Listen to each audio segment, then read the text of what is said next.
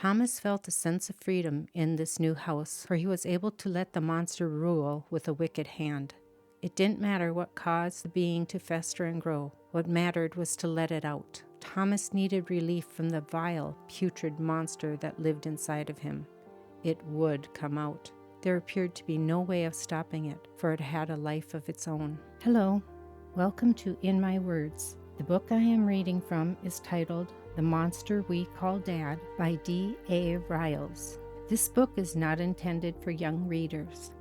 After each reading session, I will briefly give information about a chosen plant. I hope through my words you will gain insight, knowledge, and a deeper appreciation and understanding of this mysterious and intricate world.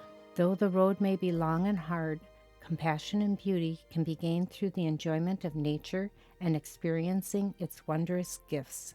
Thank you for joining me. Chapter 11, Child Number 5. A few days after Christmas, Mama announced that she was pregnant again. "When will the baby be born?" Sarah asked her mother, excited about having a new playmate.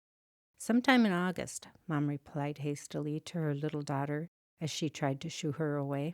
Mom was always busy, too busy to take any time for her children. Being a big girl of nearly 3.5, Sarah tried to stay away from Mom and let her do what she needed to do. But it was hard. She wanted to have Mom hold her and love her, but there seemed to be other things that would always get in the way, including neighborhood children. Sarah would watch with saddened eyes as Mom allowed other children to sit on her lap and even hug her. Yet when she would try to be held, Mom would push her away with a grimace, saying, "Not now," or "What are you thinking?" She didn't understand why Mom would treat her so coldly, but she loved her anyway. After all, she was her mom. Looking forward to the younger siblings' arrival, Sarah could hardly wait. She watched as Mom's belly grew, even though it never really grew very big.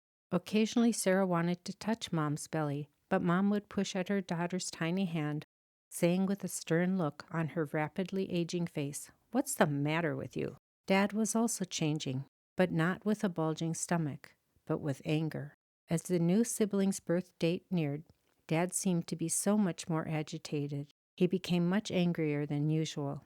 Sarah began noticing how his smooth young face would become crooked. His boyish features would shift into something that scared the young child. Some strange monster seemed to be growing within him, needing to get out.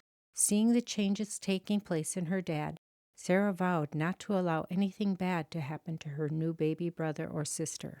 As the days passed, Dad was letting the monster out much more. Telltale marks on the Schultz family drew attention of others, but quickly they would look away. They didn't want to start a problem with their neighbor, nor did they want to get involved. Joe, Sissy, Scott, Sarah, and Mom felt isolated, yet the neighborhood was full of families. It was hard to go outside and put on a brave face after being beaten, but somehow they managed. Nights grew longer as the abuse increased in the Schultz house. The children's screams and that of the mother echoed throughout the neighborhood, yet no one was willing to come to their rescue. During the day, neighborhood children tried to ignore the penetrating screams that flowed effortlessly into the sanctity of their homes. Looking to their parents for comfort, many would tell their children that it was none of their concern, or to stay out of it. But for the neighborhood children hearing the beatings, it didn't ease their fear, for there was no escaping the high-pitched screams, the low moans, and then the silence. The silence was the worst part, for they never knew if the screams would be the last that they ever heard from the Schultz family. Some nights, when the cries became so anguished that the neighborhood children could stand no more, they'd have to cover their heads to deaden the sounds coming from the house of the monster. Securely tucked into their own beds, some parents would place a light kiss on his or her child's forehead, as if to say, "Everything will be better in the morning." Yet for the Schultz children, they never knew that the other families had actually heard their pleas for help. Perhaps, if they had, things might have turned out differently for the young family inside of the tortured house. Chapter 12, A Sense of Freedom. Thomas felt a sense of freedom in this new house, for he was able to let the monster rule with a wicked hand. It didn't matter what caused the being to fester and grow. What mattered was to let it out. Thomas needed relief from the vile, putrid monster that lived inside of him. It would come out. There appeared to be no way of stopping it, for it had a life of its own. Occasionally, Sarah noticed that Dad seemed to have a small amount of control over the monster, for it would only come out when the family was alone.